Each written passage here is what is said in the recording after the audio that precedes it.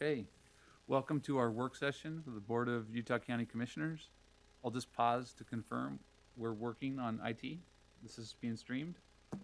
Okay, great. This is a work session today to discuss the achievements, goals, and budget this year and looking prospectively for the Clerk Auditor's Office.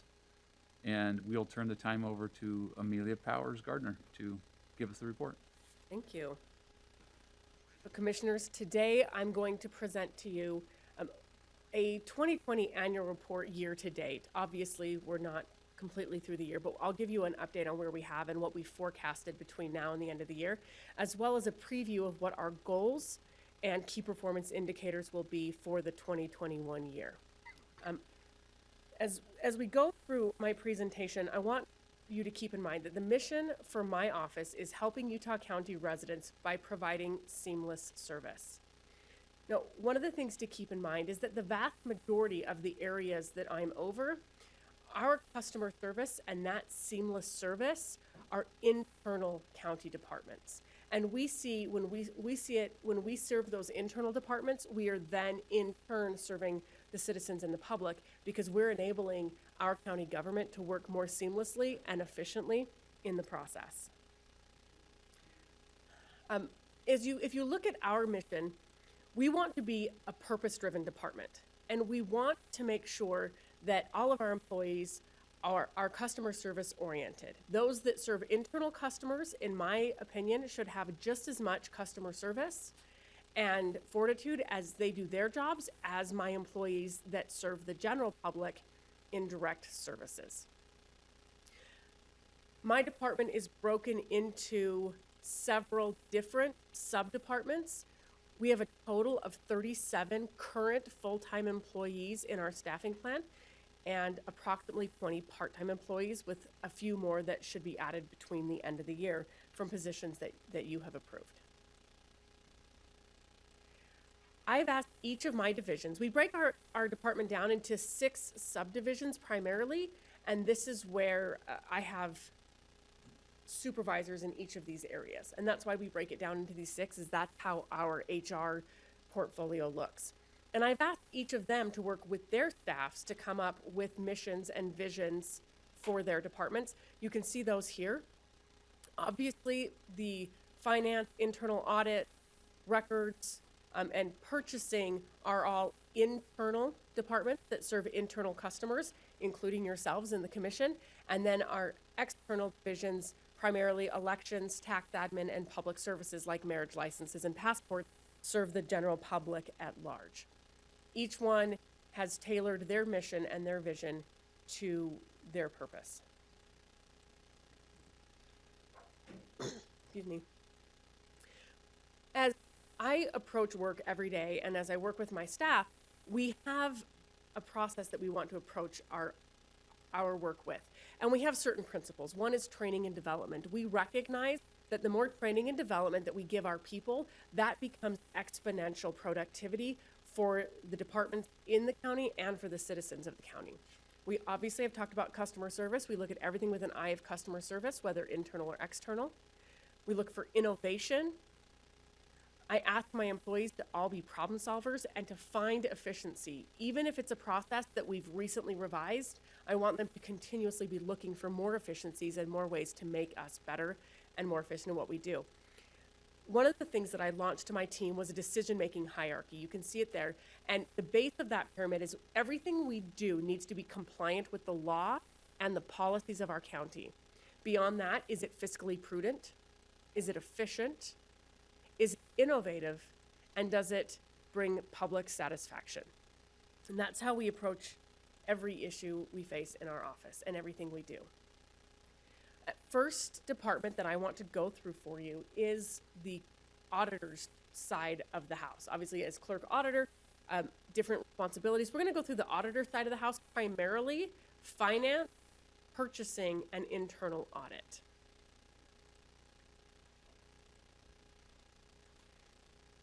For our 2020 outcomes that we presented to you last year, these were the outcomes we were seeking. We wanted finance bandwidth, increased business intelligence for departments and increase efficiency or budget process. Audit capacity, increase the audit output to review each department every 2 years. Expertise and compliance, we wanted to grow our internal expertise and compliance here in the county. Digitization was streamlining as many functions as possible and moving them online to streamline those processes. Bringing in efficiency, not only in our department, but we had a goal of helping other departments become more efficient as well, primarily through our finance and audit capabilities. And also responsiveness. We wanted to increase the speed of service that we gave to departments. So these are things like contract execution, process of getting POs paid, or things purchased. We wanted those internal processes to be more timely. Some of the successes that we had in 2020 while working on these goals are the budget. We onboarded a new budget manager. You guys obviously know Rudy and have been working with him. We obtained a new software, Questica, that has helped us for our budget process. We also implemented a paperless budget transfer system. And this is fantastic because this system was implemented at the beginning of 2020 before a lot of the COVID hit. And this enabled us to continue doing the work of the county as people worked from home. We also want to improve the processes that we're required to do annually. We want to improve the budget process. We also want to improve the financial reports that we're required to do. And we've implemented a lot of processes that automate those as much as possible and make them as user-friendly and easy as possible. In accounting, we have a new staff accountant position that helped us expedite the month-end close. I don't know if you guys remember in the past, but the last several days of the month, Denny's office door would be shut and locked because she was working on getting month-end every month. We now have a staff accountant that makes that process easier, allowing us to have more bandwidth throughout the department at both the worker level and the management level. Increasing business intelligence, we implemented OpenBook as part of Questica. Have you guys seen the new dashboards at all? Talked about them. Okay, I saw some samples as we were going through, and when Denise started showing me the samples of it, I kind of was teasing her, and as she pulled up, I was like, what magic is this, and where does it come from? We can now see where we are year to date in any budget at any time in a visual form. You don't have to be an accountant to understand our finance system any longer, and that is huge and fantastic. And we're in the process of uploading all of our budgets into that system. So that will be completed before the end of the year. Is there a public facing part of this? Absolutely. And we will be updating it on our website as we can. So obviously the first start of this integration is integrating and downloading our data from this year into it. And then obviously we'll add that data for next year. Once we have those dashboards built, then we will be uploading some of that information onto the website for public access. Yeah, so it'll be easier not only for us to do our job, easier for you to do your job, easier for every department head in this county, whether or not they understand accounting principles, and it'll be easier for every citizen if they want to come in and take a look. So I'm really excited about this tool. Looking at our next goals, digitization, we streamlined a lot of processes. At the beginning of the year, every process was a manual process, and we are currently now processing 63% of our payments electronically. It's a huge increase. As we get through 2021, and I'll preview this in the next slide, but as we look through our successes of this year, I want you to see, one of the things that I tell my staff is I want you to celebrate your successes, but never be satisfied with your progress. Always want to progress more. And as you see in the digitization, we went from 0 to 63%. That's huge. But on top of that, in 2021, we're doing a P card RFP. And when we have a new P card, a lot of those, one of the areas we're looking into is rebate amount. And we'll be transferring a lot of these payments to P card if we can, so that the county can then capitalize on rebates, allowing us to gain more access to those benefits for the county. As far as responsiveness goes, we have our new system that automates year-end reports, Gravity. That was one of the things I said that was our goal, was to automate a lot of these required things we do. Gravity is a huge part of that. It will take creating our year-end reports from a month-long process to significantly shorter. It also will automatically generate a CAFR and a PAFR from those processes. We're also hoping, well, I know this year we will have, it won't be perfect, but we'll have a budget book and a budget brief. This, once again, will be incredibly helpful to you as commissioners, but also something that citizens can access to help them better understand our budget and what we do. Everything that we implement, I want it to be easy for us in the county, but I also want to increase transparency to the public as much as we possibly can. And in the past, it's not that we weren't transparent, it's that the systems we had were so not user-friendly that when we presented the data to the public, it was hard for them to make their way through the labyrinth of numbers to find what it really meant. And we want to make it as easy as possible to see what it really means. One of the other things that we did that has been incredibly helpful this year, I know every government entity has really struggled as we try to make our way through COVID and the restrictions, but also the CARES Act funding. And we were incredibly proactive in hiring a team of people to not only help us internally with the CARES Act, but to help all of the governments in our county.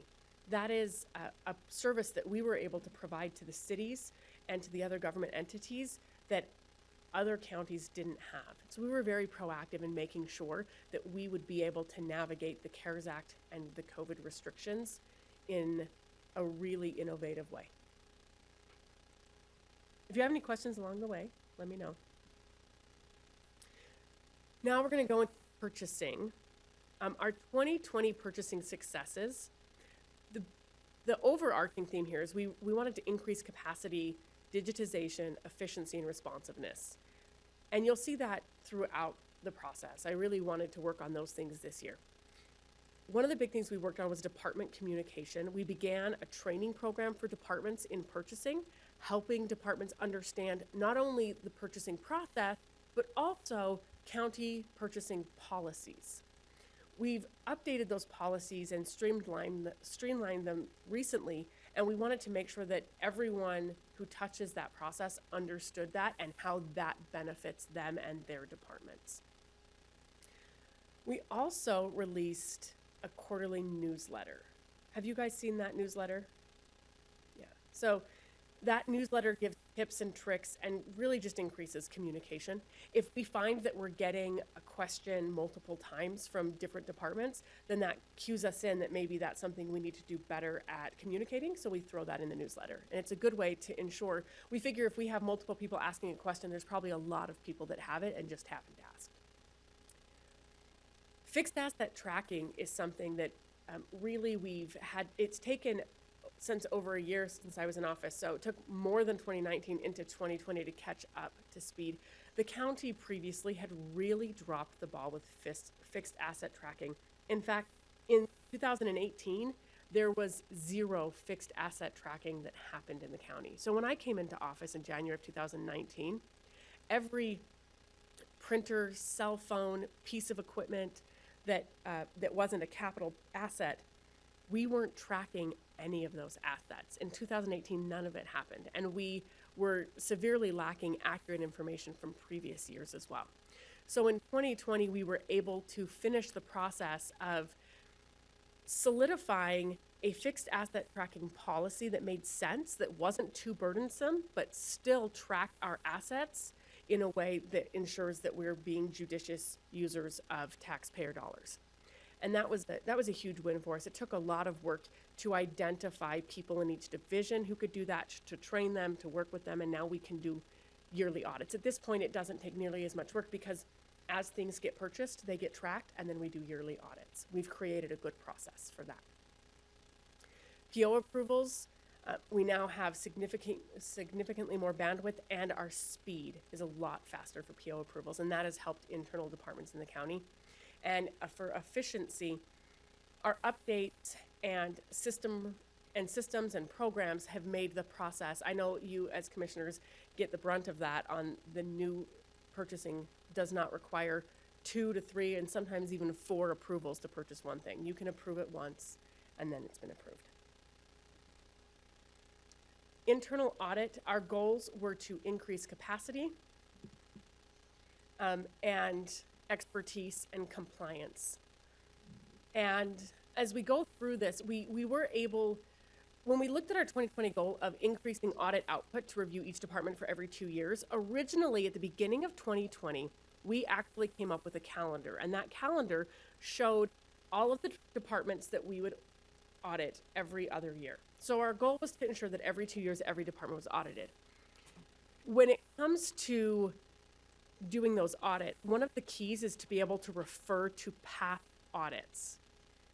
This year, we were asked to audit the sheriff's department. The sheriff came to us and said, hey, there hasn't been an audit done in a long time on the sheriff's department.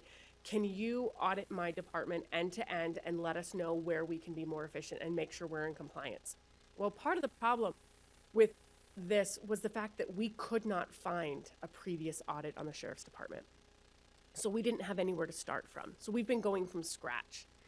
As we go through and audit the departments in the county, what we're finding is if we have a previous audit we can refer to, it takes us probably a quarter of the time, for sure, a significant fraction of the time in order to complete that audit. However, when we don't have an audit we can refer to, then we have to establish processes before we can audit those processes. So we're finding that some of these audits are taking a lot longer than we thought. We still would like to make sure that we have every department on rotation, but over the next few years, until we have established processes and established audits, and we have to go through and do that work, it's going to take us a little bit longer than every other year to be able to audit the departments. So our goal was to create this calendar. We created the calendar. We found it's not really realistic at this time, but we are committed to continuing to work through that calendar and ensure that every department receives compliance audits. Improving our expertise, all 3 of our auditors are currently working on becoming certified internal auditors.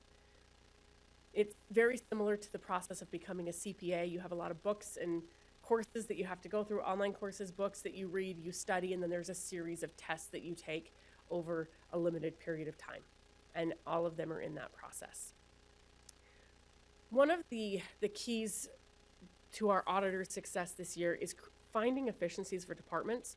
We estimate that our auditors spent about a third of their time helping other departments who had an issue. So for example, a department would come to us and say, hey, our numbers are not lighting up. We don't know what we're doing wrong.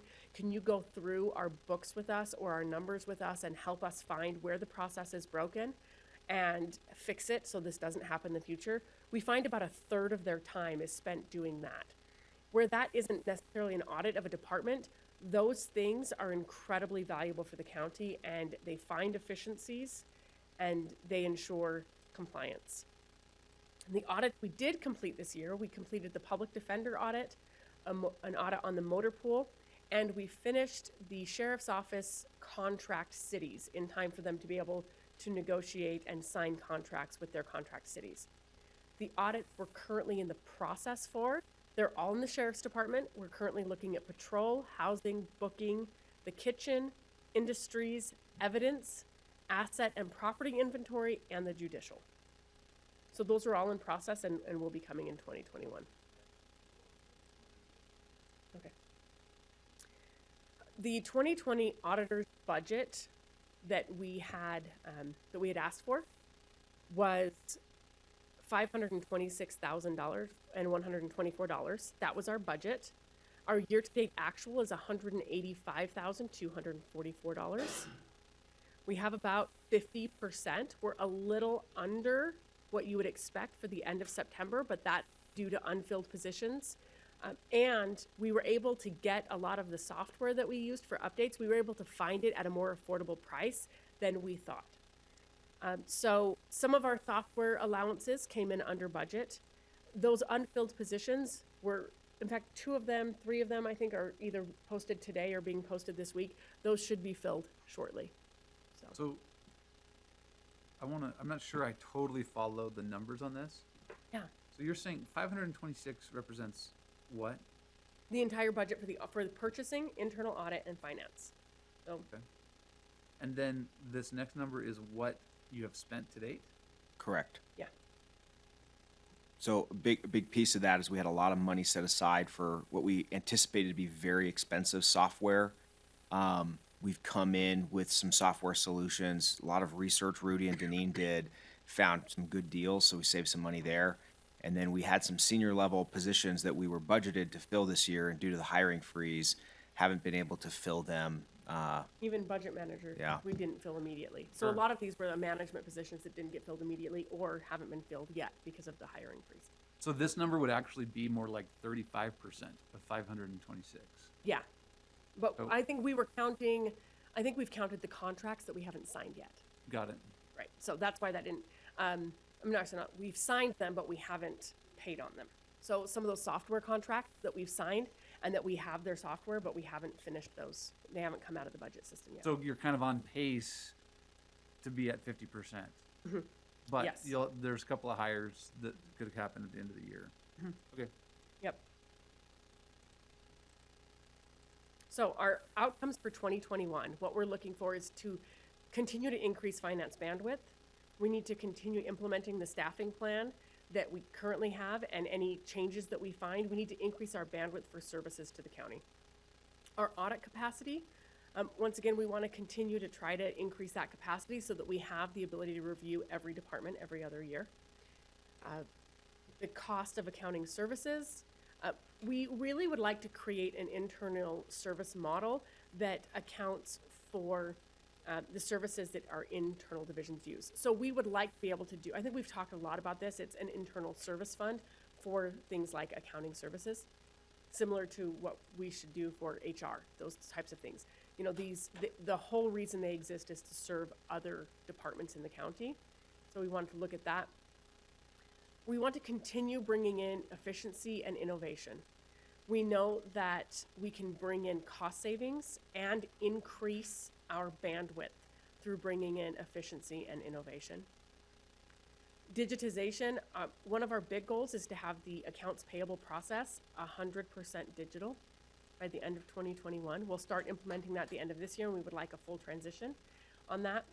And increase our speed of services to the department. We've already done that, but I feel like if we continue to find innovations and efficiencies, I think we can continue to increase the speed in which we serve the other departments. I think this is really helpful to see. I mean, obviously, there are a lot of similarities between 2020 and 2021, but these objectives are huge, multi-year objectives. Yes. And like you said, you hired a couple of key hires this year. You're still in the process of doing that. And so I think this is great that you're continuing a lot of the successes you had in 2020 into 2021. Yeah, I think it's important to point out that sometimes our goal for, like you say, our goal for 2020 isn't complete. We've made significant progress for it, but it is a multi-year goal. We weren't able to increase bandwidth, responsiveness, and all of those, and efficiencies in 1 year. It's a big department. Sometimes to increase. Well, actually, I mean, you did, right. but just not to the level. Not the level that I'm ready. Like I said earlier, I tell my staff, celebrate your successes, but don't be satisfied with your progress. We increased all of those things this year. Absolutely. But I truly feel that we can bring in more innovation, more efficiency, and we can improve those targets more. I agree. Yeah. So we have successes to show in 2020, but I want more success.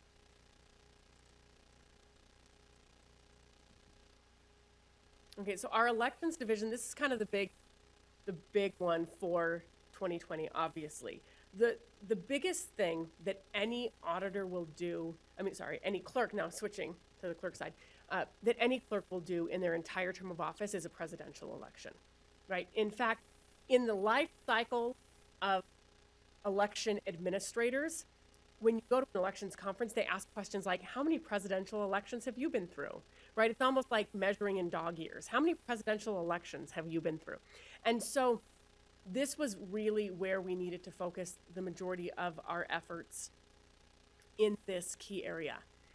Our elections division had incredibly big challenges coming into this.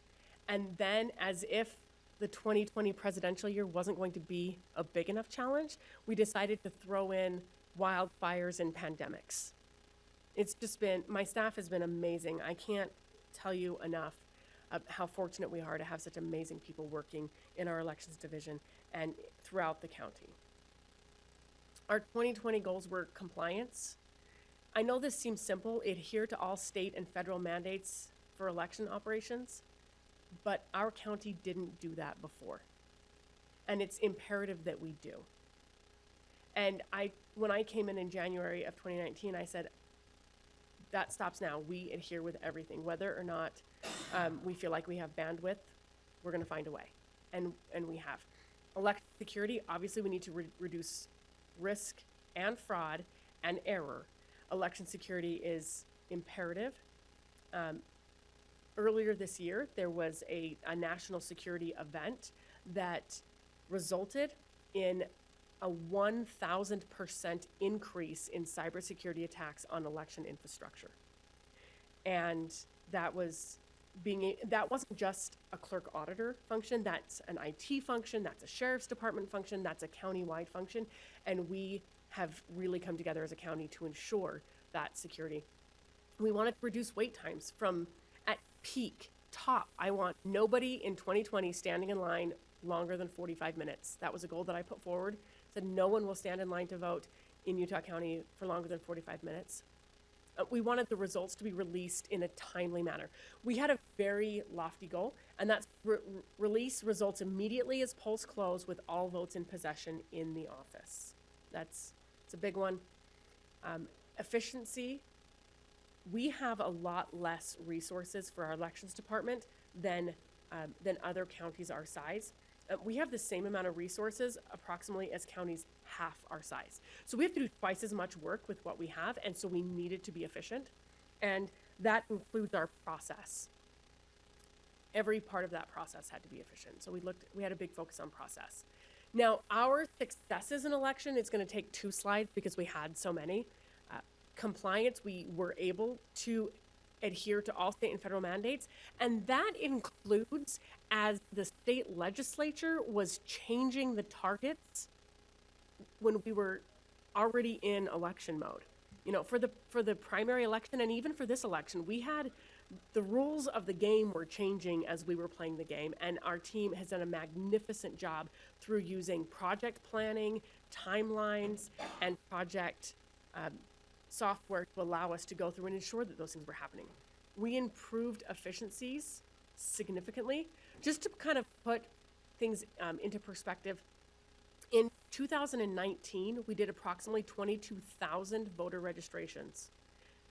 Through the end of September, we've done 132,000 voter registrations. Just unreal increase. We also obviously increased our capacity in the ballot center to process ballots once they come in. We had significant infrastructure updates, bringing in more machines than in 2019. We tested out a lot of machines. We found which ones worked the best. We purchased more of those. We want to increase that voter satisfaction. I mentioned that. So here's the key. So far, I mean, obviously we haven't had the presidential election yet. We're in the process. 28 days, we're at what we call E28, 28 days to election day. And up through the 2 elections we've already held this year, no one has stood in line longer than 5 minutes. So I have full confidence that on November 3rd, no one in this county will stand in line longer than 45 minutes. We've been able to keep it to less than 5 minutes thus far. I think we're doing pretty good. And as far as reporting goes, on election day, at the time that we release results, we're averaging 84% of the results released. That's huge. In the past, Utah County has had less than 50%, and we're at 84%. And by the end of election night, oftentimes we're pretty close to within 90% of all ballots cast. And we don't even have all ballots cast in our possession at that time, and we already have over 90% counted and released. We've had unique challenges I've talked about. There was a bill in in April that changed, the primary in June, that made it so we had to do outdoor drive-up voting. The entire, not just the county, but the entire community came together to make that happen. I gave a report on that. It was phenomenal.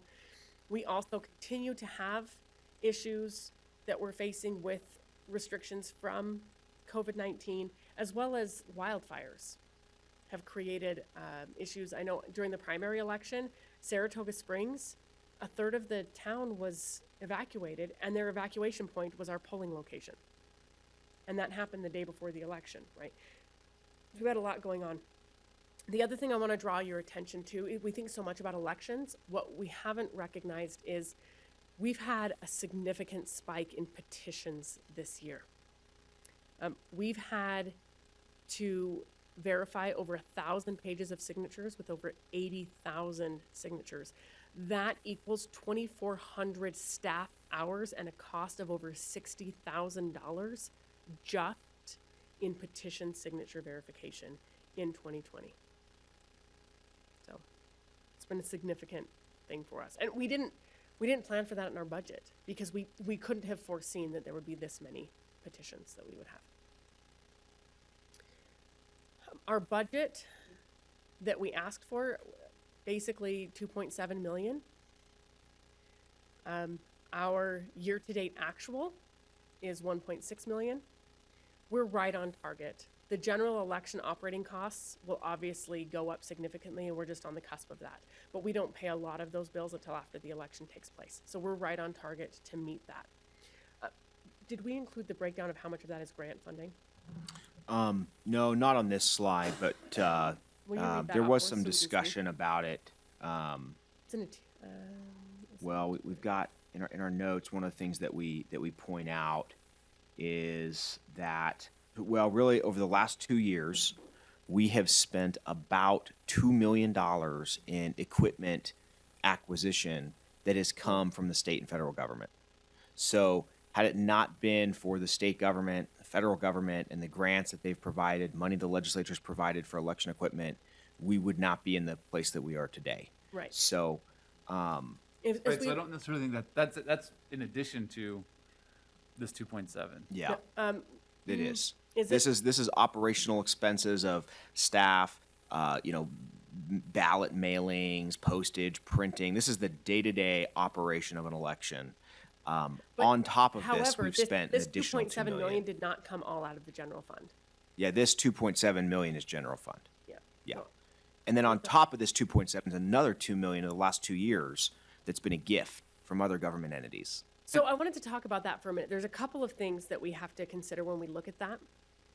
One of the things to consider is we're at the bequest of these other entities, whether it be the federal government, the state government, and in sometimes they're private entities that we've received some grants from. And if that money were to not be available tomorrow, then we would not be able to function as an election division.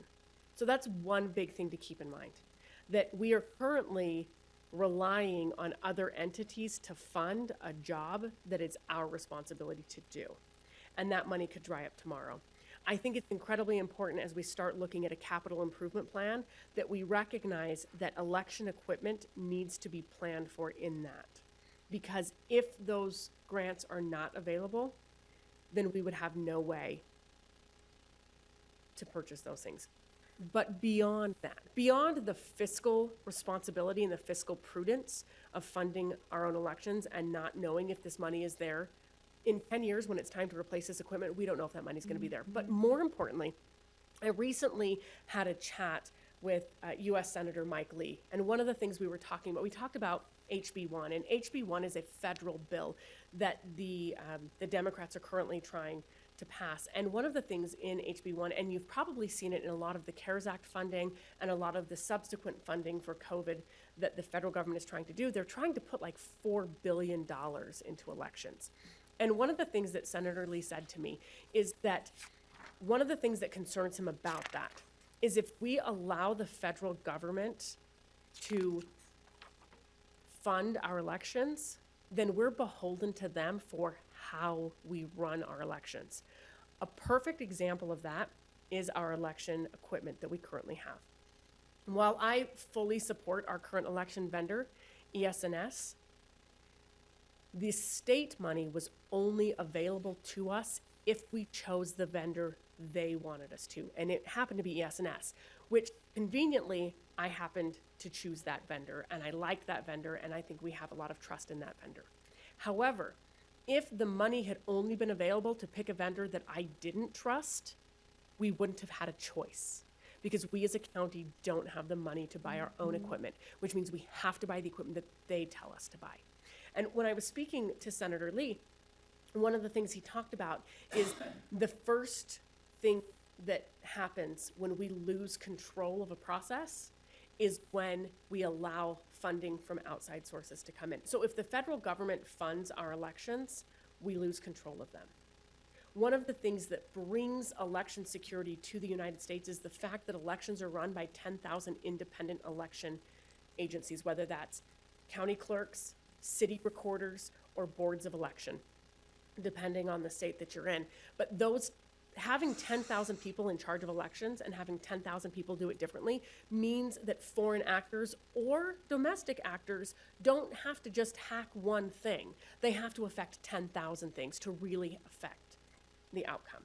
So as we move forward and we look at these plans, I want you to recognize that the last time Utah County, prior to this, the last time Utah County bought equipment was in 2003, and Utah County didn't pay for that equipment either. Which means the last time Utah County purchased elections equipment, it was a punch card. My guess is it was probably in the 1980s. Well, I want to just pause and say, I think one of the reasons why we do this is to show, did the resources that were allocated to your department actually achieve what you said you're going to do? Absolutely. And in this case, you actually set these goals, you asked for this additional funding, and I think it's great that, it was a significant increase over the prior year. Of course, the prior year was not a presidential election year. Exactly. And also, this was the first year where we had a presidential primary in the state of Utah as well. And so, and then you were able to leverage that by getting some additional state and federal dollars. And, those outcomes that compliance, wait times, all of those things that you mentioned came together, right? And so I think I just appreciate this process, because the reason why we're going through this, and I know your department has really helped lead this outcomes-based budgeting, is, it's not so much, it's a much different decision when we're trying to fund something adequately to say, okay, do we have this money? Can we give it to it? Yes. But are we going to get what is being promised with the dollars? And I think that every citizen, I think the commission, I think all of those involved in the process would have made this decision if they knew that we would actually get these outcomes in our elections. And so you guys delivered on that, and so I think it was money well spent. Absolutely. Tony Robbins always says that if you say, why didn't I succeed? If you say it was a lack of resources, he says that the answer is not actually a lack of resources. It's a lack of resourcefulness. And that is a tribute to my staff. Did we have the resources from the county to be able to meet our goals? No, we did not. But I have an incredibly resourceful staff who were able to get money from not only the state and federal government and get grants that other counties didn't get, but we also were able to reach out to private entities and qualify for additional grants beyond that. And it's the resourcefulness of our staff that shows the success. Which it's worth highlighting, the resources the commission gave us last year were critical in helping us to get the right staff and to have the right staffing level, which actually improved a lot of our operational targets, because one of the things that we've done this year and last year more than the county's ever done before, and it's really important in vote by mail to do this, is ongoing voter list maintenance, making sure that the voter lists are updated, that they are reflecting change of address situations that take place, deaths, other kinds of things, so that we're not sending ballots to people who aren't there or who have moved, which is a big waste of money. Waste of money, and it's security. It's increased security for the election. Exactly. Another major investment that the commission made that has made a huge difference is allocating space in the building for a ballot processing center. So in the last cycle of elections, major elections in 2018, when we were kind of doing vote by mail for the first time on a real universal basis in a general election, there was no such space available. And so there was a combination of spaces being used temporarily, and ballots were moving back and forth. And it just created a lot of operational challenges. They didn't quite have the right kinds of equipment. Right. And so, having a dedicated space that's secure, where we've made security investments, double locks on the doors, security cameras, transparency for the public to watch the process, that's been a critical investment. And we really are gracious for the county to facilitate that. And it's really improved our ability to provide an excellent election experience. In fact, beyond that, we recently had 2 different audits from the Department of Homeland Security. One was a cybersecurity audit, and one was a physical security audit. And one of the things that the Department of Homeland Security highlighted as something we're doing right is the fact that when we bring in ballots, they come into one room, one secure room in the county, and they stay in that secure room until after the election is canvassed, the results are final, and then sent to archive. And the only reason that's possible is because of the space that the commission allocated to us. So that it not only created immense efficiencies, which have allowed us to process ballots better, but more securely. So that was huge. Allowing us to have that space in the ballot center really makes the difference. The other resource that you as the commission gave us that we were able to capitalize on, you approved a position called the Voter Outreach Coordinator. And that position allowed us to be able to have someone on staff who could look for, investigate, and apply for grants. That's one of the job responsibilities of the Voter Outreach Coordinator. As an example, we have one grant from the Center for Technology that we just received, and it's a $240,000 grant. That position costs us a lot less than $240,000, but that's only one of several grants that they were able to apply for. Some of those grants are dollar grants. Some of those are in kind. So, for example, we received a scanner from Epson. We did a marketing program with Epson that gave us the ability to increase our capacity through having a superior scanner that we didn't have to purchase.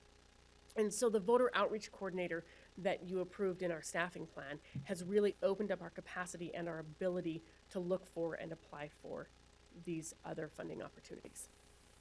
If I may, the voting process in our form of government is the bedrock foundational piece to it. If we have chaos inside that, we're going to have massive chaos and lack of confidence across the country. Absolutely. Which is always a fear and always a worry, as we look at this election coming up, to a certain extent. I just wanted to point out also that there was a transitional point, because when I first came into office, we weren't doing mail-in. We were doing the traditional vote at your locations, and there was substantial thought into purchasing product, for the polling locations in the way of batteries and backups and so forth, which became obsolete. We thought we had those for 10 years to come, but that equipment really ran out quick as there was a shift. And this shift, as you're pointing out here, the shift does cost money, and there was some grants luckily available, for that, because I know that as a county, we had anticipated using that equipment for at least the next 10 years and cannibalizing other people's who had left their equipment or sold it to us at a discounted rate. But nevertheless, we moved to the vote by mail, and this is not a statement on vote by mail, but it does cost more, and I'll echo those thoughts, that we cannot allow this process to be hijacked by even the state or federal government in the sense of how it should go and how it should function. And that's the beauty of it. We've got to find ways to do it internally. At times we may need a little bit of help here and there, but the process should always come back to allowing, your office and your staff to run the election processes without interference or without somebody looking over their shoulder and saying, this is how we want it done, or this is how we want it done. And if the grant, for example, this grant was great because it allowed for me to buy the vendor that I trusted anyway, right? And that if those are available, that's great. But I don't want to apply for and use a grant if it ties my hands in a way that I don't feel comfortable with. I absolutely agree with you. Right. And so I think if we prepare as a county for us to be able to have autonomy, if the time comes that we find grants, that's fantastic. We are under-resourced as a county anyway. We can always utilize those resources in a good and judicious manner. But I would like us to, to plan in the future. I don't particularly plan to be here in 10 years, but whoever is here, I don't want their hands to be tied because they don't have the resources unless they go with a vendor that maybe they don't trust. I think an important footnote to the historical record that you're pointing out about the last election system.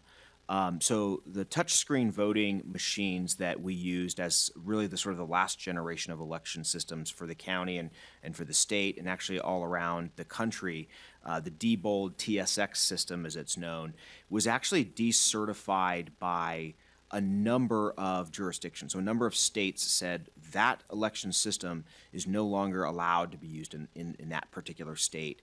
And the National Advisory, it's called the Election Assistance Commission, it's an advisory board set up by the federal government to aid states in incorporating best practices.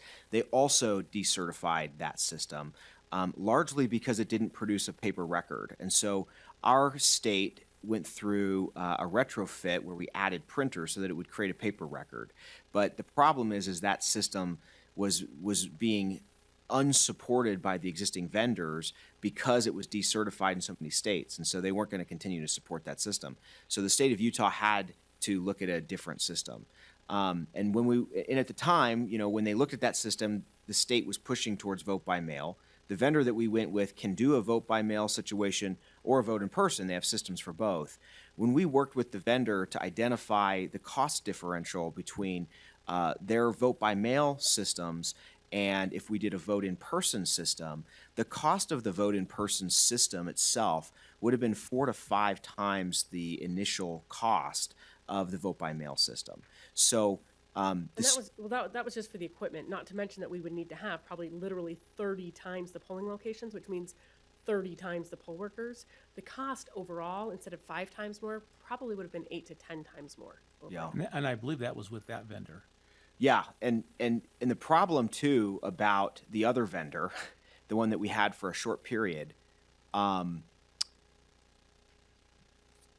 it's complex and there's a lot of opinions, but basically what happened was that vendor sold our county a basket of systems that was inadequate to our needs.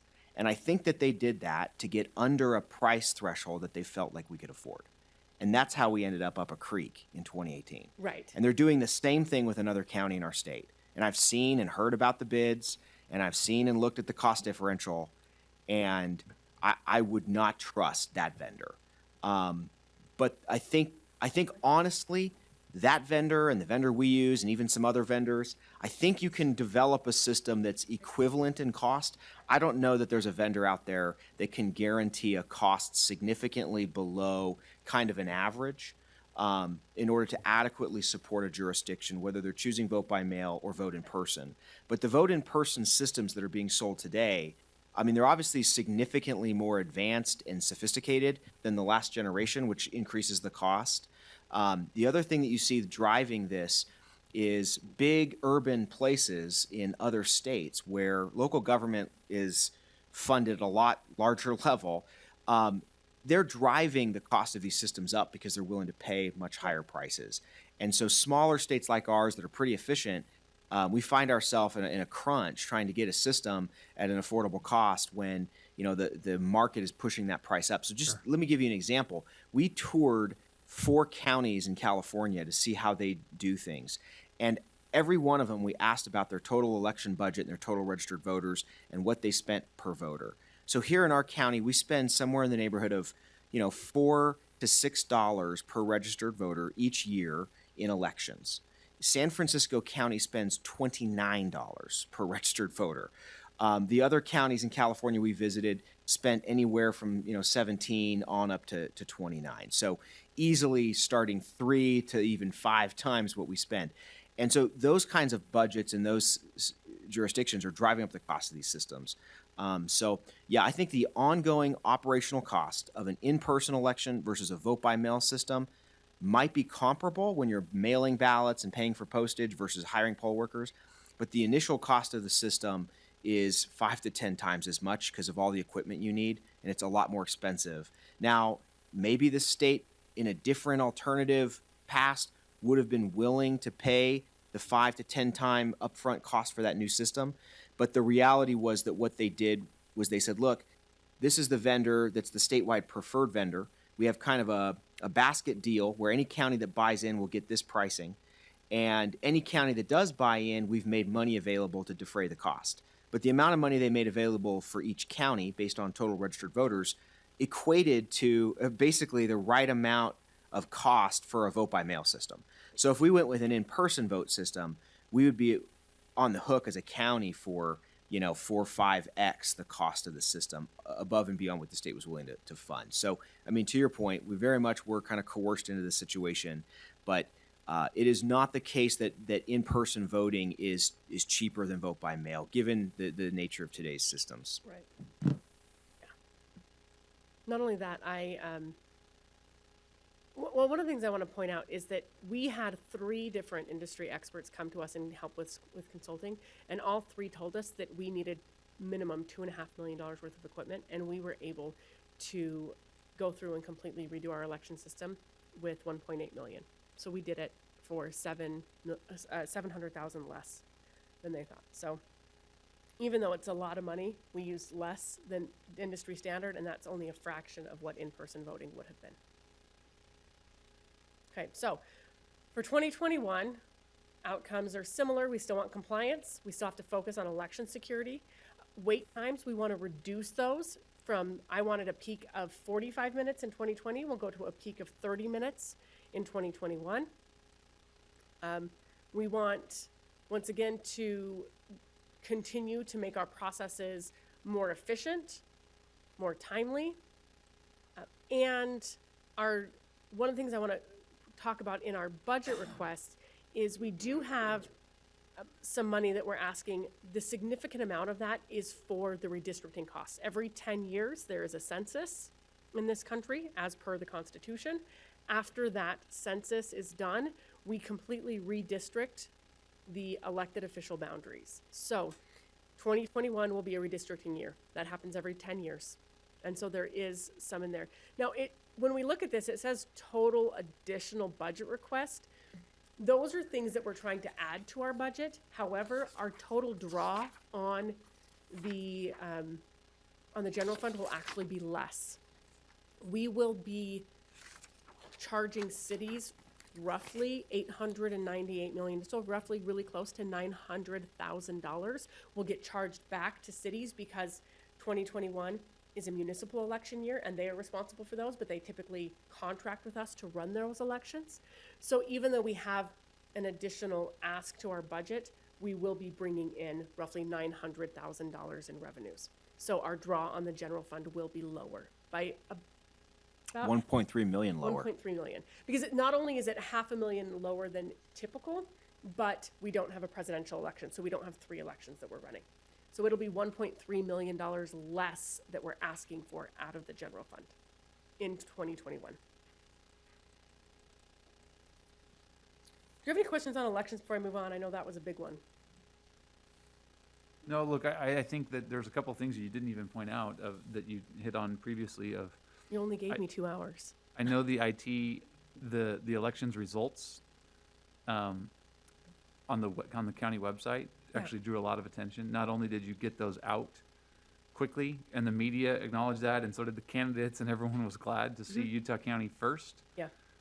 And it was a drawn-out election, right? And so each time there was a release of results, I think Utah County was leading, and people found that the tool that the IT department and your division worked together to show those results was highlighted and really helpful to the general public. Yeah.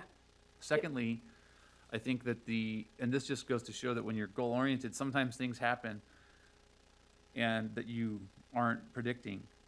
I mean, before, if your department was just trying to keep your head above water and just survive, that can be problematic. And if you look at your goals, they really were just to perform your statutory duties really at kind of a compliant standard and also reduce wait times and things like that. But I think that your success at doing that has allowed, there's been areas where you're piloting things now, where people Right. nationwide are looking at really Utah County and the whole state of Utah for mail-in voting during a time when the rest of the country is trying to go to mail-in voting. And then with your willingness to pilot things like ranked choice voting, other people are looking now that think that that's a good idea and but are concerned about execution, that, okay, well, in Utah County, it's already actually been done. And so I just wanted to highlight a few of those things. I know those weren't on your goals, but I still think they were major achievements for the year. Right, and those things definitely added to our department has received a number of awards and recognitions this year. I don't know if we put any of those in here, but GovTech Magazine's top 25 drivers, doers, and dreamers was Team Utah County. That was part of that. The Government Blockchain Association was actually recognized me as Leader of the Year in 2020. The Federal Elections Assistance Commission has featured the work that we've done to make voting more accessible for disabled voters. That has been recognized multiple times.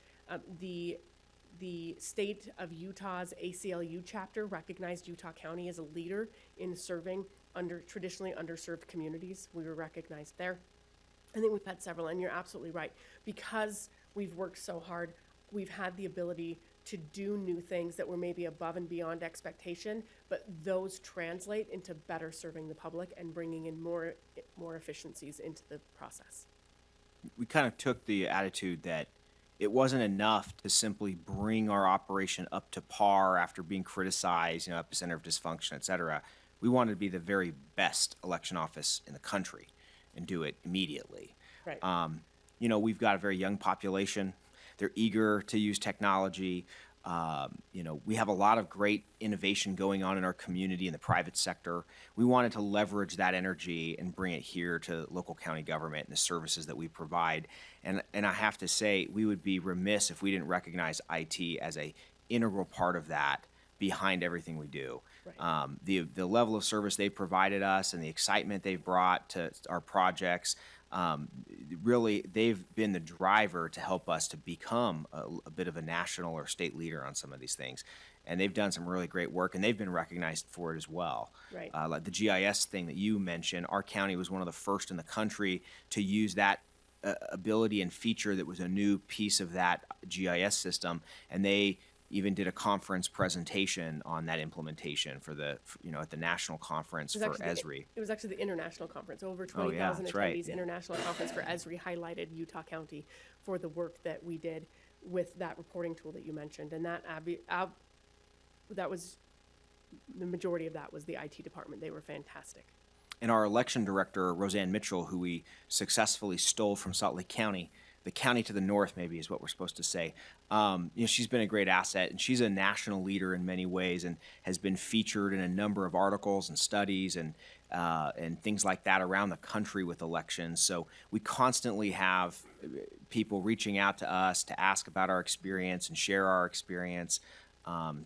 We've very much put Utah County on the map, and I think that the innovation of Silicon Slopes and the way that Utah County really is leading the state and the nation in a variety of other ways, we need to be doing that at county government, and we're trying to do that as much as we can. I mean, in fact, I think we have an interview tomorrow with the BBC to talk about our vote-by-mail operations, because we were recognized as a national leader in that. Isn't she like your aunt or something? That's funny. Fantastic. So, For the record, no, right? no, for the record, no. For We're the not record, related in we pulled any out way, our shape, or family form. free apps, and we go back 11 generations, but it's Sorry, not even through the Mitchell I just line. couldn't resist. I know.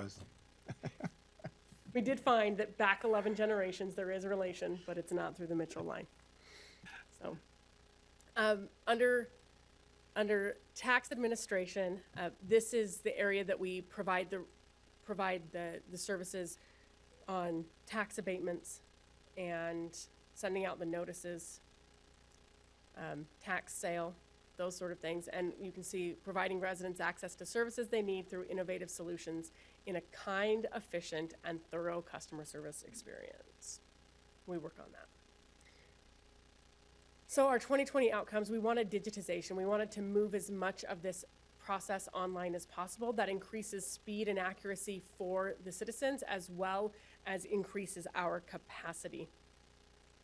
We wanted to improve customer convenience through expanding our hours to some weeknight or weekend hours. This allows the public to be served, not during regular working hours, so that they don't feel like someone, typically if you're getting serviced by the tax administration department, you tend to be maybe lower income. And I didn't want people who were already struggling and coming in for some abatement services to feel like they had to take work off to do that. And that didn't make much sense to me.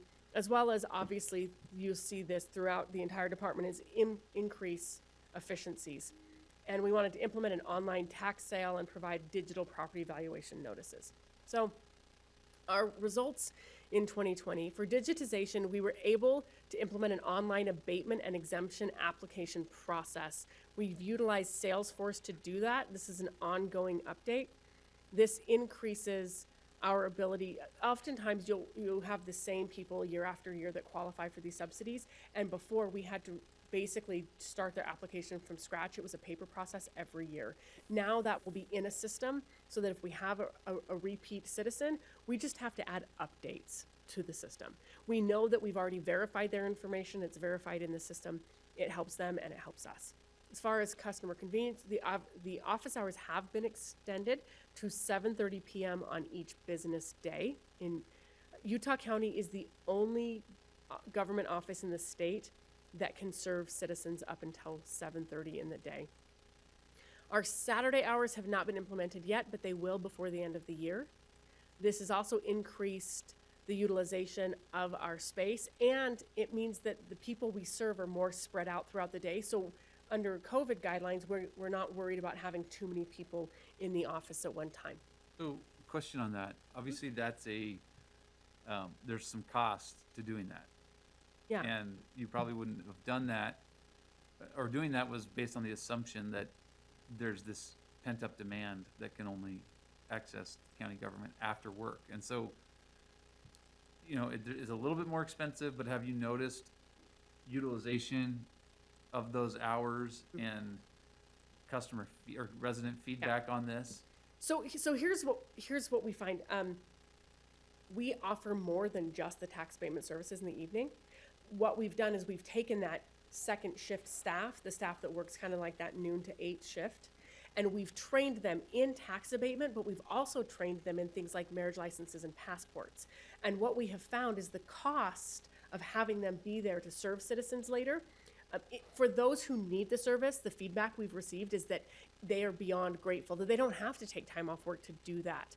This is a huge service to them, but that cost is offset through the other services that we're offering, because the cost of having those people there to serve marriage licenses and passports more than pays for itself. And while they're there, having them process applications for citizens for other things doesn't necessarily cost us an additional amount, but it adds a significant enhanced service for the public. So it's not an increase in cost, because you're not paying overtime or anything of that nature. No, we're not paying You're overtime. just shifting. Yeah. And the space is still the space. Right. There Exactly. might be a little bit more lights or something of Right. that nature, But what we're but doing is overall, we're extending, Yep, because exactly. we're extending the hours, the number of people we're serving at one given time stretches out. So Yeah. we're able to adhere to social distancing guidelines Right. and all of those things. In the past, we had kind of two staffs. We had like a tax and abatement staff, and then we had a marriage license and passport staff. And what we've done is these people that are working those later hours, we've cross-trained them, so they have the ability to serve the citizens in a greater capacity. Yeah. And that wasn't happening before. And So we've I'm We've glad gone that- away from a model where we primarily rely on full-time permanent staff as customer service agents, and we've determined that for most of the walk-in customers that we serve, we just need essentially a customer service agent, and that lends itself better to, I think, a part-time person that works on a shift basis. And given that we have later hours, it makes sense to have shifts. And so the cost of that model is a little more efficient than, full-time permanent staff. And so as we migrate to the customer service staff model and away from the full-time permanent staff model, and, that'll take time as maybe people, through attrition and things like that, we find that we'll save some money. The total net cost will be higher, but then we actually have an increase in revenue associated with the fee-based services we provide, which we'll get into in a later slide. But just as a preview, for example, if you want a passport and you're a busy person and you need to get a passport and you look around, the only place to get a passport are government offices that close at 5. Well, we're open to 7:30. So now there's 2.5 hours. You come to Utah County and get your passport. Right. We're going to see an increase in our passport volume business that's going to, through fees, pay really for those extended hours. Not to mention our marriage license system that's online. It actually increases the bandwidth of our staff during the day because so many of those are just being kind of automatically processed through our automated system. And we actually have a lot of people seeking Utah County out for that reason. And so that's also increased our revenue. Yeah, we've also, and we'll go through this, but we've also increased that to a full-service passport office. But I'm glad you asked. I think that's fantastic. So the tax admin budget was $500,380. We have spent year to date $341,105, and we're right on target for the year as we go through this process. For our 2021 outcomes, what we are looking at is to continue with the digitization. What we have found is what we have digitized is significantly better serving the public. As the public is growing, as our population grows, our capacity is growing. And so we actually want to take more of these services. And as we found the online services work so well, we want to just continue to digitize and do more. As far as customer convenience goes, we want to continue with that. We've got a waiting room now. I don't know if you guys remember, but before we moved over to that other office, in the afternoons, we would have people lined up, sitting on the ground, out in the hallways because we didn't have a lobby. We want to continue to improve our services there and have the waiting area, the lobby, ensure that we're spreading out our hours so we don't have too many people in there, that sort of thing. We also want to make things more efficient. As we move to web-based formats, we can serve the public better. An example, I don't know if we necessarily have it in the presentation, but we now have an online scheduling tool that allows people to go online and schedule appointments. We still accept walk-ins, but we have an online scheduling tool for all of those customer service positions that we have over there and all those services. And if you compare it to some of the other counties, you have to call them to make an appointment, and sometimes you have to call back several times, but even then there's a person that actually has to answer your phone call. And while they're answering your phone call and scheduling your appointment, they're not serving other customers. Because we have an online tool that allows people to make those appointments, it integrates email reminders so they're reminded of their appointment so they don't miss it. And on top of that, our staff are serving other customers in the process, not having to stop to do that. So in that same office, we have our clerk services. Obviously the same, if not similar, motto and theme. One of the biggest challenges they had was cramped office space, and people were frequently dissatisfied with our service through the traditional government. We've worked really hard in the new office space to do digital check-ins, waiting systems, and increase our system throughout the process. You want to look at our 2020 outcomes that we were striving for was digitization and efficiency. We wanted to have the marriage license process online and decrease the time to receive a license by the staff by 50%. So when you come in for a marriage license, you walk out with a marriage license. That was pretty evident. But we wanted to reduce staff interaction by 50% to bring in efficiency. We wanted nights and weekends if needed. We wanted to bring in more efficiency for the county to do online contract processes, our goal was to decrease completion time for a contract from more than 20 days to less than a week. And we also wanted to increase our passport services to become a full service passport office. So we can do passport photos, that sort of thing. At this point, we should say, well, we can get to it in successes, sorry. Okay.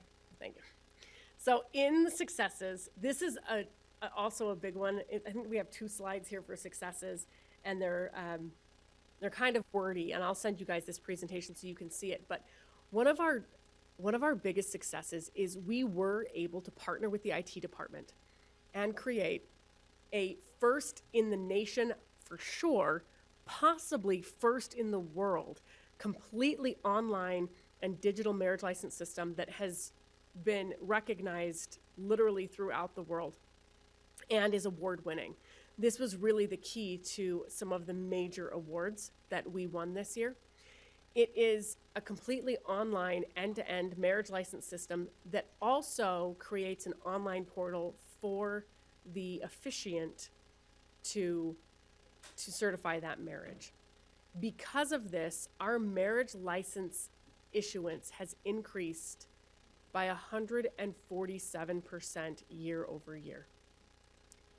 We are on track to give more than 10,000 marriage licenses this year. Our high in the past was roughly 7,000. So by the end of the year, we'll have an increase of over 30% in marriage licenses. And on top of that, so we can also certify these marriages online without having paper, and you can become a marriage license officiant online. So the reason this became so appealing is during the COVID-19 era, LDS temples were shut down. Many clergy were not performing marriages, but you had couples who had planned to get married. And those couples were able to have a friend or family member become registered as a certified officiant, and then they could receive a marriage license.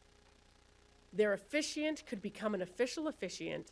They could perform the marriage and certify that marriage without ever touching a piece of paper and without ever setting foot in a government office. I'm going to tell you a story.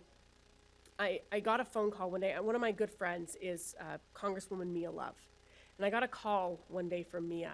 And I picked up the phone. I said, hello. And the first thing she said is, please tell me I didn't just lie to my little girl. And I said, excuse me? She said, please tell me I did not just lie to my daughter. I said, you're going to have to give me more context here.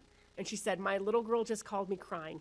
She is engaged, and the temples have shut down. Her and her fiance decided to get married civilly and get sealed later in the temple. They called their county clerk and said, how do we get a marriage license? And their county clerk said to them, you should be quarantining right now. You shouldn't be getting married anyway. We won't give you a marriage license. So she called her mom crying, and her mom said, oh, I'll bet Utah County can get you a marriage license. How about you come and get married here in our backyard?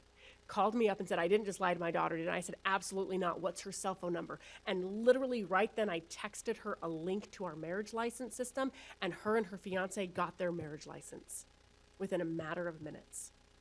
And then she called back and said, who's going to perform the marriage? I said, I don't know, who do they want to? They said they want their friend to. I think it was like one of their cousins. I said, great.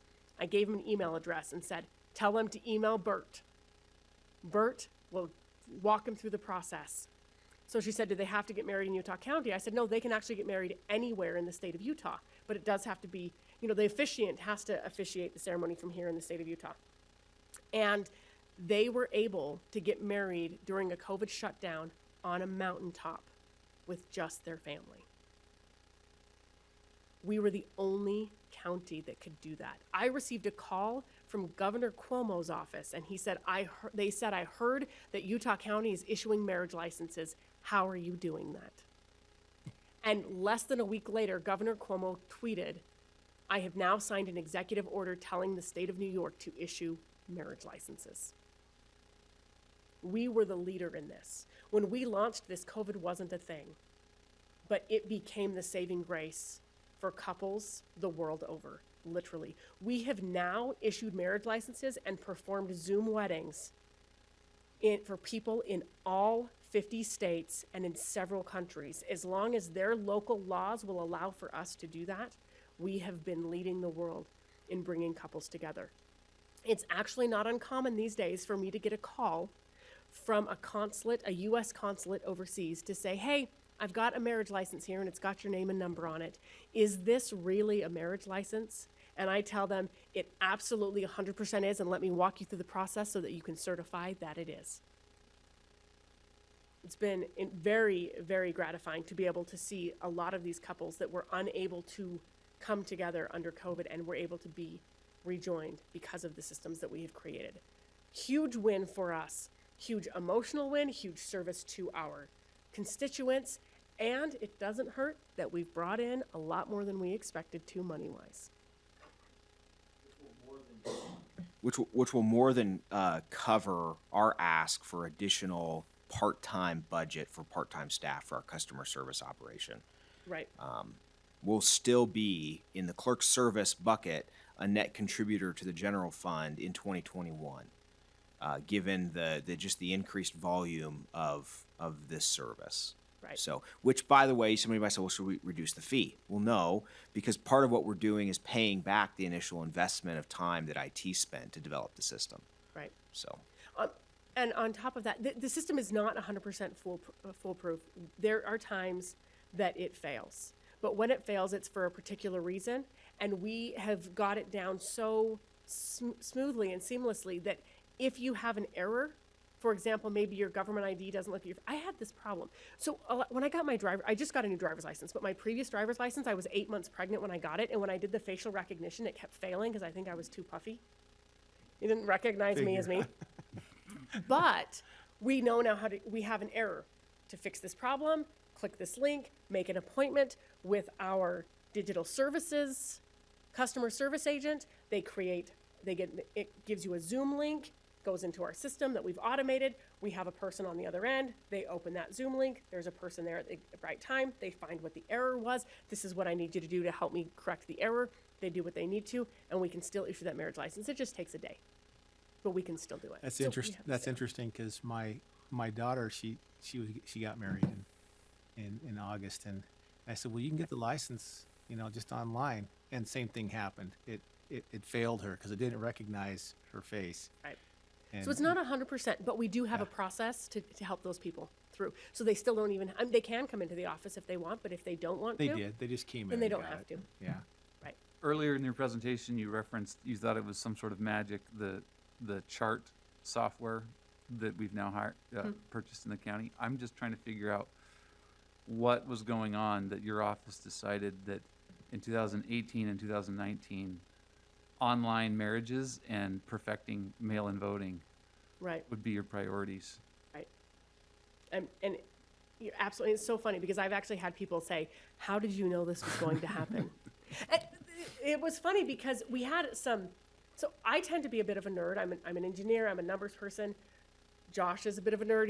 He's a statistician and a numbers person. And so we see these things and we get really excited. And we had a couple of really nerdy reporters reach out to us in like January, February of 2020, and they were as excited as we were. But come like March, April, May, we had a whole lot more interest. And all of a sudden we were, see, everybody gets how exciting this is. So it was very gratifying. We really enjoyed it. Perhaps it could be a cautionary tale in don't give government power to millennials, or they will make government the 21st century, and Right. you will never have to walk into a government building for any service Right. again. I was So- recently asked to be on a podcast, and that's one of the things I said. If your government service has not innovated in the last decade, they're not saving you money. They're costing you money. We can find better ways to do these things. So this is continued. County efficiency, we worked with the commission and the rest of the county. We process all of your contracts for you. We implemented a DocuSign process and refined the existing processes. We took document and contract completion from about 20 days to less than 5 days. So we've increased that by over 75%. In 2020, we did become a full-service passport acceptance office. This did increase our numbers. When we have been able to do passports, this has equaled about a 15% increase. There was, however, a 90-day period of time that the State Department was not accepting passports. And so year over year, our revenues will be slightly down, but if you look at when we can and have issued passports, we're up by about 15%.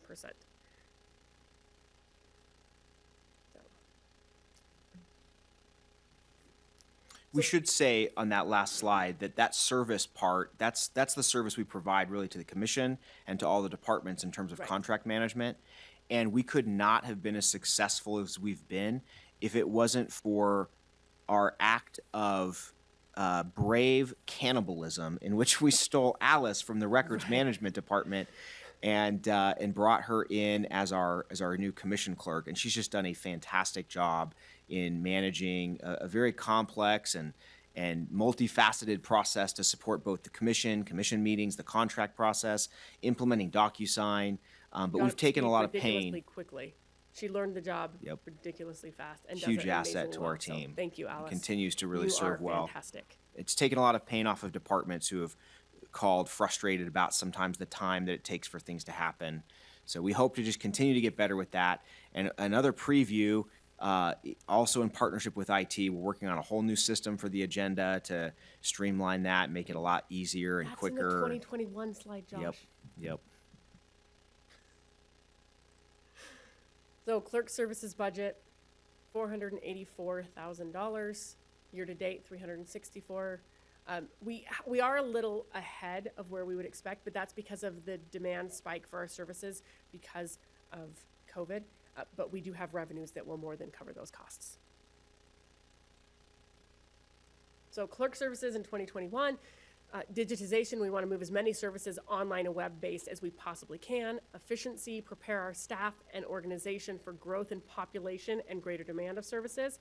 And customer convenience, give visitors to our office a friendly and welcoming environment. This is where we talk about that some of the digitization and efficiency. On that, we are working with the IT department to have a new agenda system that integrates contracts into it so that first of all, it's easier to navigate that agenda system. And when an agenda item is approved, if there's a contract attached to it and the contract is approved as stated, that it automatically will roll into that system and we can go through and execute the signatures for that and have even more increase in our efficiency for contracts, even more than the 75% we've previously had. End to end, that system, if everybody's on the ball, it will reduce the time from 18 times. In 2021, there's a potential to reduce contract time by 90%.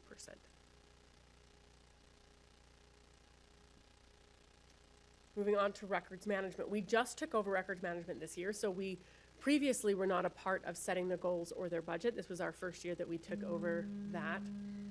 And one of the things that we wanted to work with that department on is we wanted them to help create a mission or a vision. And we've done this with each of our departments. And theirs is preserving and retaining the records of the county through accurate and excellent service. One of the things we found with records management is they do several things that other departments were actually paying outside vendors to do. So one of our goals this year has been to try and identify as many areas where we are utilizing outside vendors and spending dollars on services that records management could be providing for the county and for the other departments in the county for us. An example of that is, for example, shred. Some of the departments had shred contracts with vendors to bring in and shred documents. We have the ability to do that in-house, and we use work release people to do that. It saves us a lot of money, and we've been able to work through that process. The 2020 outcomes they have, similar to the rest of our division, improve efficiencies, increase speed, and meet new challenges. The commission gave them a budget cut of 5% across the board, and our goal was to continue to offer the services they have and expand those to other departments and stay within that 5% reduction in the budget. For our success, for improved efficiencies, we've moved to they're in the process of moving to a new space. It's not quite done yet, but before the end of the year, they will be in a new space in the basement. That helps reduce their square footage, and that helps with the 5% commission cut, as well as when we so shamelessly stole Alice from records management, that meant that position was open long enough to help with the budget there.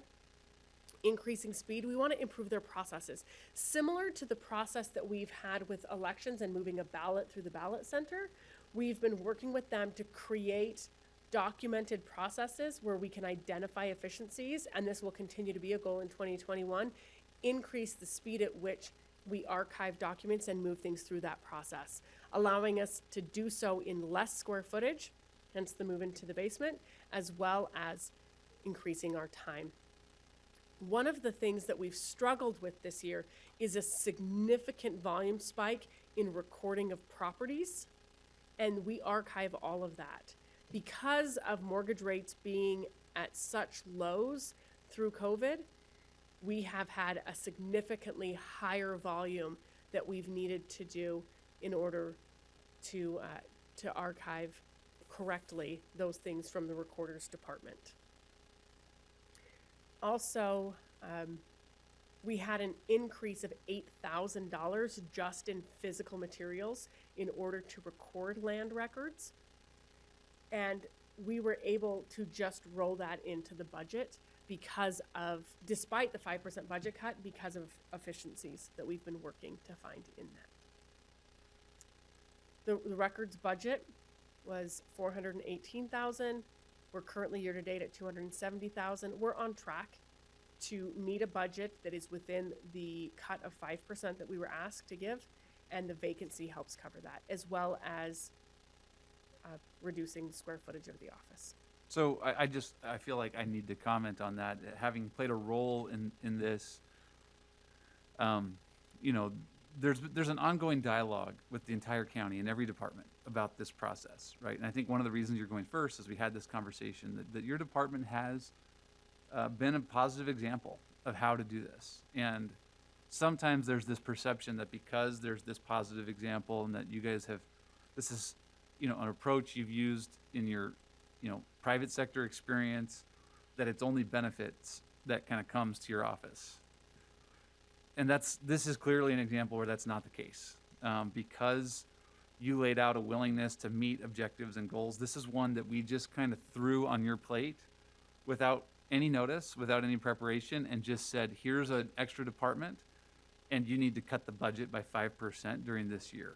And that's hard to do. I mean, there's other departments where we haven't even, I wouldn't even feel like that is safe, because until you've identified what those cuts are, you got to know, are you not even compliant with statutory requirements? But you guys quickly accepted that challenge to just take on this department and stay within this 5% cut. And so I just had to express gratitude for this report, because I know that was a hard challenge. Absolutely. We definitely will have a challenge moving into 2021 with this, because one of the reasons we were able to, you know, like I said, we had an increased demand. And so we had increased hard costs in that division, plus a 5% staff cut. And being one person down for part of the year allowed us to meet that requirement. Moving into 2021, we hope to have that position filled, because we've had to do so much with the current workload and the increase in the workload, plus being one person down, that digitizing past documents and taking care of things in the archives that should be updated and should go through innovation, we haven't even been able to touch this year. But I would like to be able to start working on that next year. So we're continuing to work with the department to find documented processes, find maybe some unnecessary steps in those processes, and streamline and continue to improve efficiencies in that department, so that we can gain the bandwidth that we'll need in order to start working on some of that old work that before there was digitization.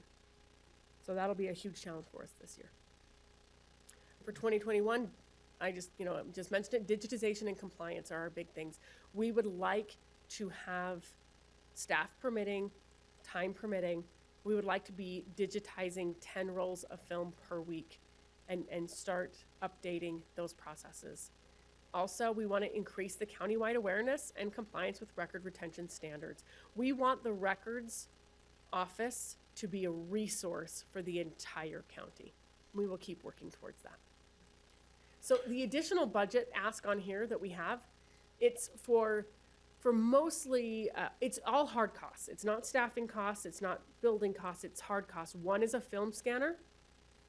Right now, we have to pay outside entities in order to scan that film and digitize it. That allows us to have more space in our warehouse. As we digitize old things, it opens up space for new things to go into that warehouse.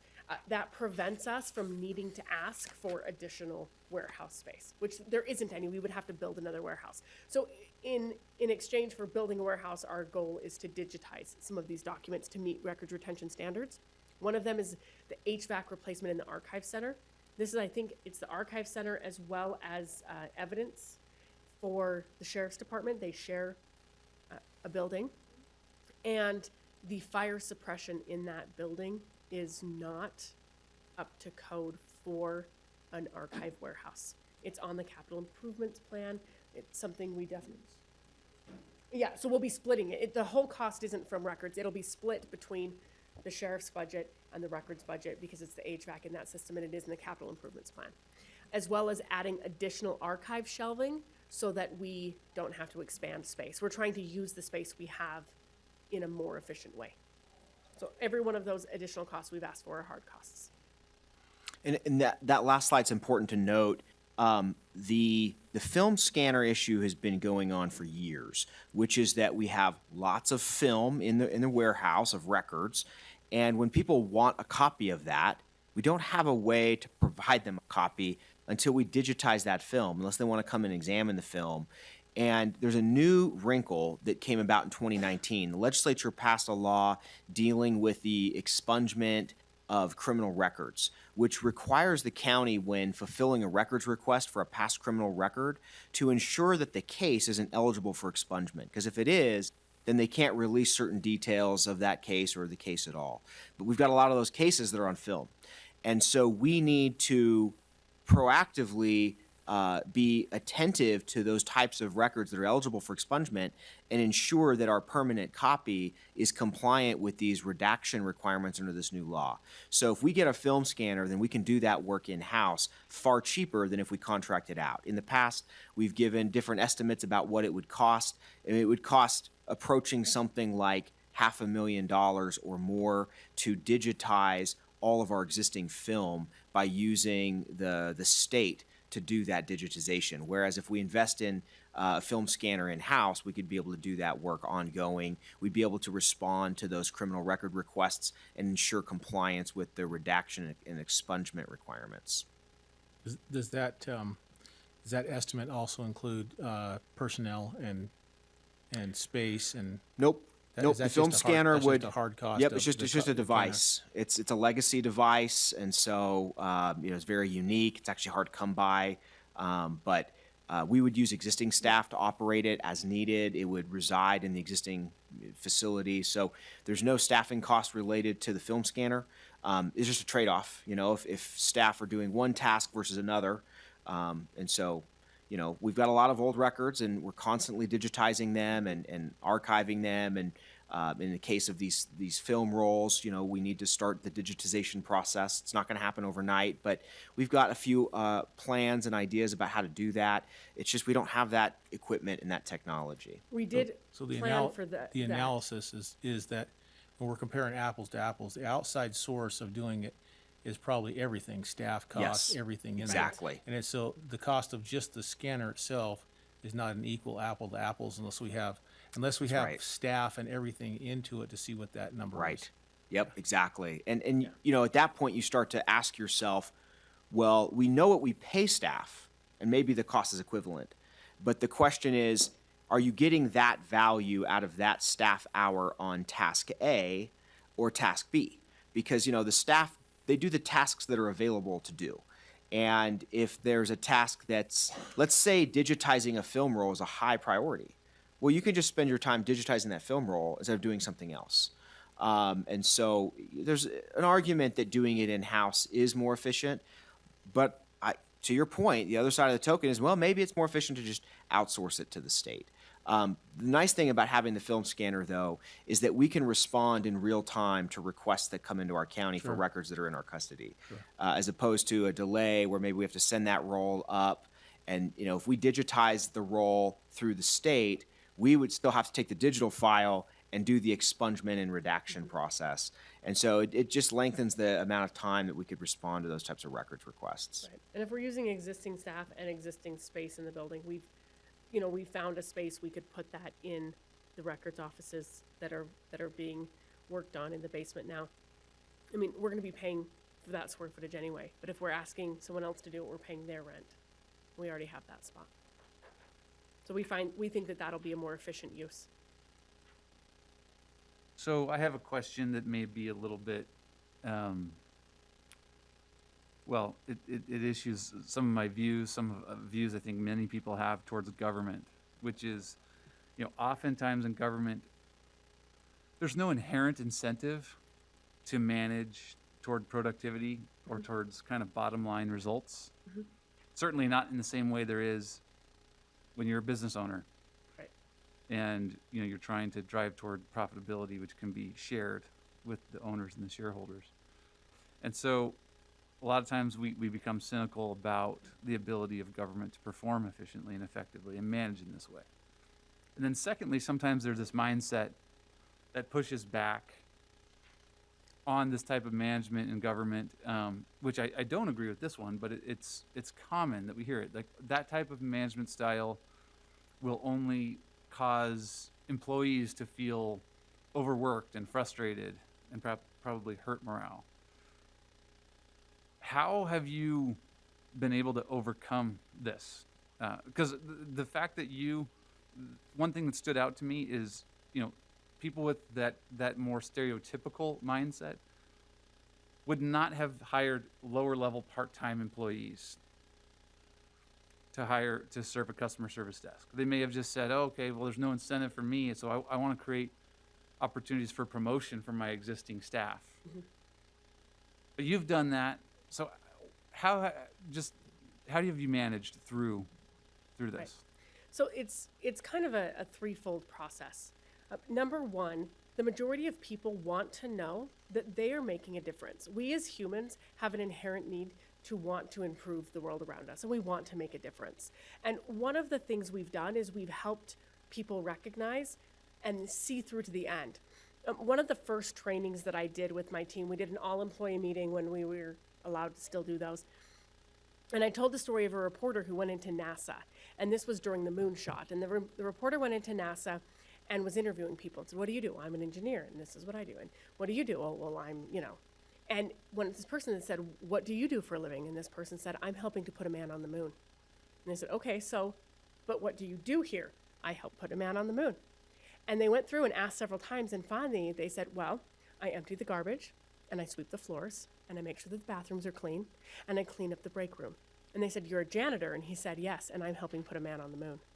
And I told that story to my staff, and I talked about, if you work in elections, you're not just processing an online voter registration. You are literally a gatekeeper for democracy, and that is our way of life. If you don't process that voter registration, then that is a citizen who has a constitutional right to vote, and their constitutional right to vote has been infringed if we don't properly process their voter registration and they don't get their ballot in the mail. Or if they're required to stand in a line for 4 hours and they can't do that. I help them recognize that even the most menial tasks have long-term results. Those in the marriage license and passport office, we are literally doing the Lord's work of bringing families together. And I want them to look at that, whether you're in the records department and you're helping to archive things for the county, or whether you're processing data in elections. In fact, our election center, it's double locked, and so we don't get facilities maintenance in there because that would be a security risk. So my election workers vacuum the carpet. We have a vacuum in there, and they vacuum it themselves, and they recognize as they're vacuuming the carpet that they are a gatekeeper of democracy. So the number one thing is help people understand the impact that they have on the society and on their neighbors and their family and the citizens of the county. Number two is help people feel that they have accomplishment. When we do something, I want my employees to know that we appreciate that. When we implement a document system that saves time and money, I'm going to celebrate them.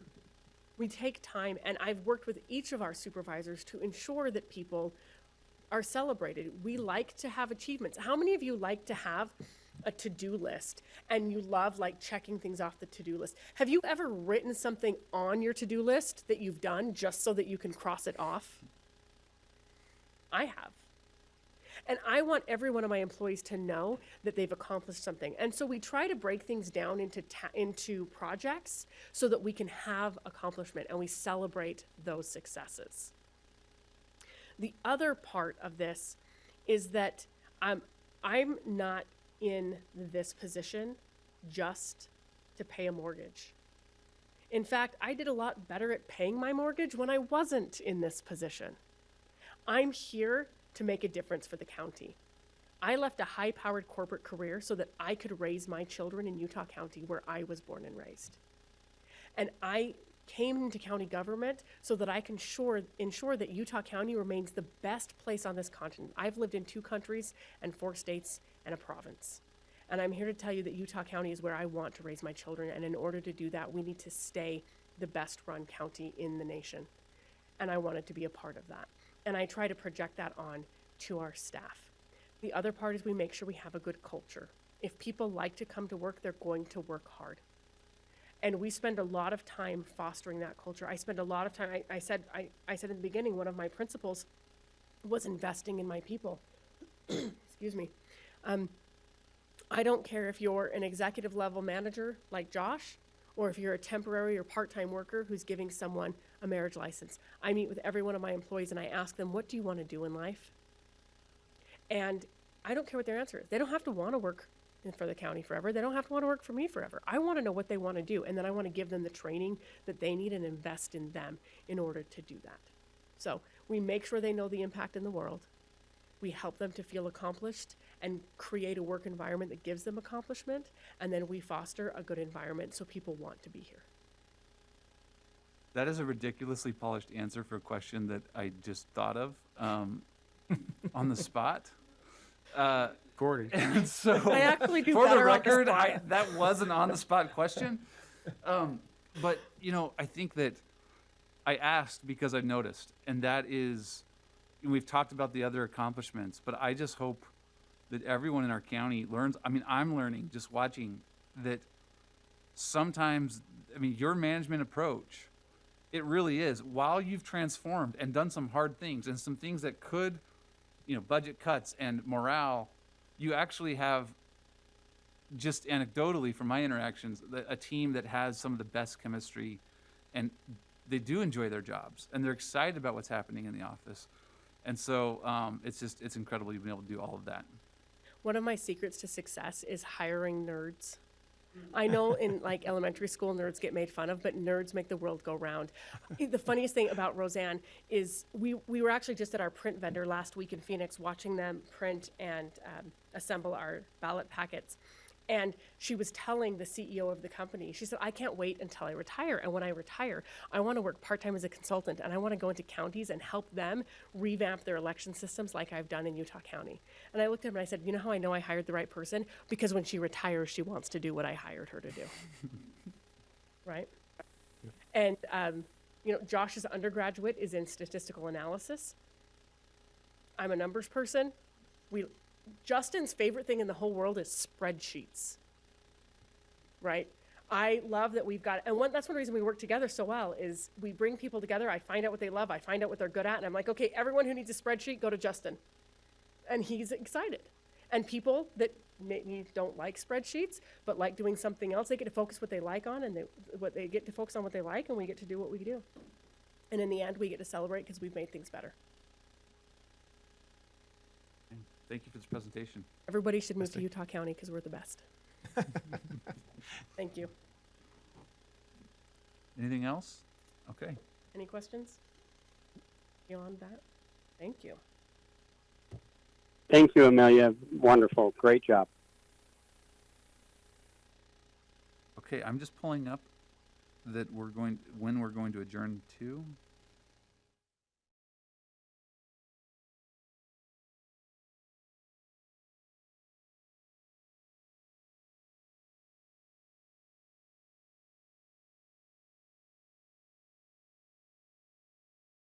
Motion that we recess until our next scheduled meeting. Second? We have a motion and a second to recess as stated. All in favor say aye. Aye. Aye. Aye. Okay, we're now in recess.